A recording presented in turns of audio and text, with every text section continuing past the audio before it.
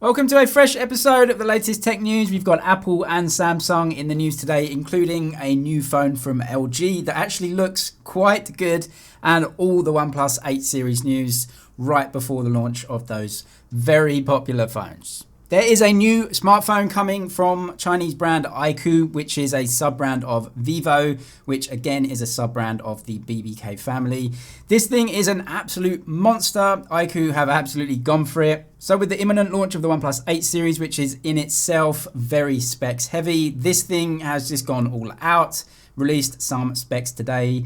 Do you want a 120Hz display? Well, this has a 144Hz display. Things are just getting crazy right now, but that is the same refresh rates as you get in gaming monitors. This is going to be a gaming phone, Snapdragon 865, UFS 3.1 storage. LG is or was one of the biggest smartphone brands, always near the top of the charts, but over recent years, they have been falling further and further down, now to not even 1% of the worldwide smartphone sales, taken over unequivocally by the Chinese brands like Huawei, Honor, and the BBK family, OnePlus, Vivo, Realme, and so on. The problem LG have right now is that their phones are still expensive, but they're getting beaten on the specs sheet by a ton of other phones like 108 megapixel camera sensors, 120, even 144 Hz refresh rate screens. LG just couldn't keep up with the specs monsters and low prices of those companies, but LG do still manufacture some very high quality components, and we've always held out hope. Enter LG Velvet, a new brand from them, and this phone actually looks really good. LG already gave us a teaser of some sketches of what the LG Velvet may look like. And on top of that, we even got some fan-made renders of the phone based off those sketches, and I must say it does look really stunning. They're going completely against the trend of huge camera bumps and going for a fairly unique, what they call water drop or raindrop style camera arrangement on the back. And the name LG Velvet actually invokes some emotion, some passion in the product rather than their current naming scheme, which just uses numbers and letters like the LG V50 Thing Q. I don't know what it means, but LG Velvet is a much better name. LG apparently said in a press release that they want to make a phone that looks different and that feels different and doesn't fit into the current style of very commoditized designs, which is true. Pretty much all smartphones look almost exactly the same these days, but this one definitely has some unique design features. This phone apparently will be a mid-range or upper mid-range phone, so read into that the Snapdragon 765G processor. Is this phone enough to save LG? Well, again, it is all about the price because the functions of the phone are most important, and if it's a mid-range phone, it has to be coming at a good price to compete with all of those Chinese phones. More and more leaks of the OnePlus 8 Pro and OnePlus 8 series, including all the sales boxes and accessories. So we got this leak of a retail box of the OnePlus 8 Pro. This is from China, so will be the Chinese version of the box. As we can see, a longer than usual box. OnePlus like to do this. Also, Oppo do this quite a lot too. And we also got these OnePlus 8 case renders, a ton of different designs and textures. We got the sandstone texture. I really like this green color of the sandstone texture. There's also a purple or a lilac color as well. We also have some different textures like this one that you can see here. Also this carbon fiber design, which OnePlus have definitely used before, using a lot of designs. Then there was a leak about the prices of the OnePlus 8 series in India, apparently costing around 45,000 rupees for the OnePlus 8 and 60-odd thousand rupees for the OnePlus 8 Pro.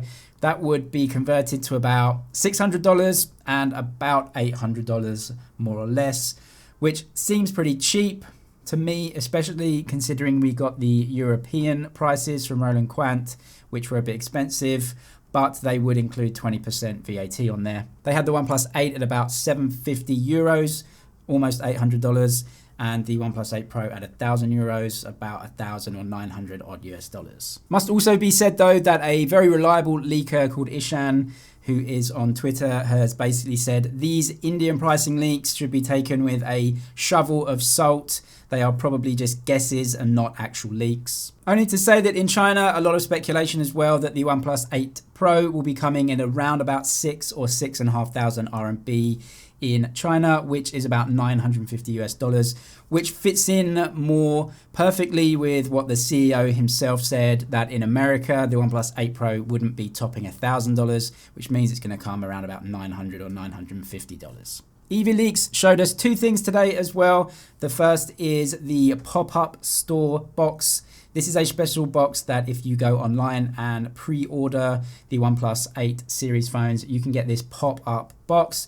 So you get some extra contents in there, including some extra cases, and you also get the brand new Bullets Wireless Z as well. You can go to the OnePlus website and check that out. There are also some really cool cases. OnePlus have teamed up with this French designer called Andre, and he designed some really funky cases for the OnePlus 8 series. I think they're looking really cool. So a while ago now, we found out that Samsung were planning to launch the Galaxy Fold 2, the successor to the Galaxy Fold, which had a ton of bad reviews and problems when it came out, but actually over time has just been loved by everyone that uses it. It's an amazing device. The Fold 2 apparently coming in Q2 or Q3 of this year, and apparently with everything that's going on, there were rumors that it might be delayed. Apparently now this is not being delayed and is on schedule. So according to a couple of leaks coming out, the Galaxy Fold will be starting production in May. At least Samsung will start procuring the elements and the hardware for the device to go into production.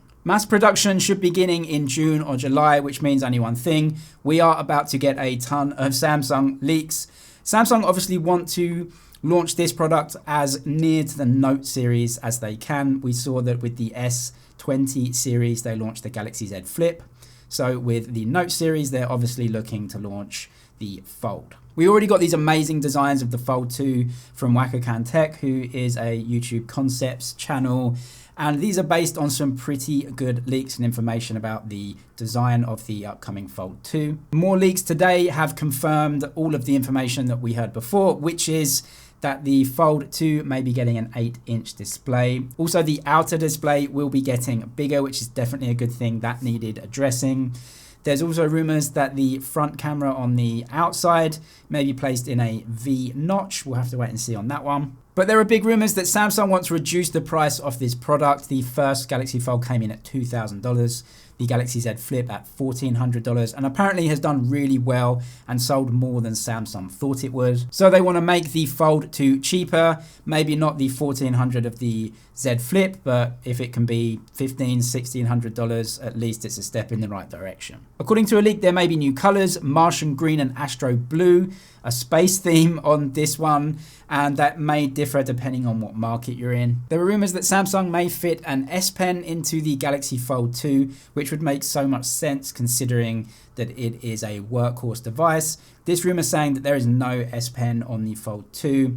This also makes sense too because that display just cannot handle an S Pen. It's going to get scratched and dented, and so unfortunately, even though it'd be a good thing to have an S Pen, I kind of understand why Samsung wouldn't want you to use an S Pen on that one. The iPhone SE is so close. We're looking at mid-April for the launch, and it is mid-April now. It's going to be any day now. But there are loads of other Apple rumors, and they're coming in thick and fast at the moment. Apple is preparing a lot. We're getting a lot of news about widgets in iOS. So these are different types of widgets and apps that can actually populate the home screen and are much bigger than apps. So maybe they can take up 2 squares or even 4 squares and show things like the weather or the smart home applications or even your calendar. And we can see these concept renders. And I must say, it just looks amazing. This is something that should happen. It's going to be really useful for people. It's going to give you so much information on the screen. It's a really good looking concept. Now for the bad news though, I guess, is that a lot of the information here I think is just concepts. This comes from information that Apple internally were designing things like this and looking at things like this, which I'm sure they do a lot of. But this probably won't be coming to iOS anytime soon at least, and iOS 14, no chance for it. But in the future, maybe this sort of design may make its way outside. And when it comes to the iPhone 2020 or the iPhone 12, it probably will be called. It looks like we're going to get some delays. at least for the more expensive models, if not all of them. This information coming from an analyst called Jeff Pugh, who says that yes, everything is going to be delayed, which isn't much of a surprise. We got all the news that Foxconn, which is the company that makes iPhones for Apple, has gone back to work and they have no production issues. But that is not actually the holdup. The holdup right now is that Apple executives usually have to go to China and decide on the final designs and the final versions and see them in the flesh before signing off on actually producing them. And China has blocked the entry of all foreign nationals into the country, so that is definitely not happening. As for the iPhone SE, this same analyst says that mid-April is the date for the launch. That is any day now. But we also got some really cool leaks and information about some upcoming features of the Apple Watch. So this is according to Max Weinbach on Twitter, who detailed Apple's plans for adding some extra functionality, including stress monitoring and also panic attack monitoring. So in a similar way to now that the watches actually measure your heart rate, they can also be used to measure stress. The watch apparently will take a variety of different measurements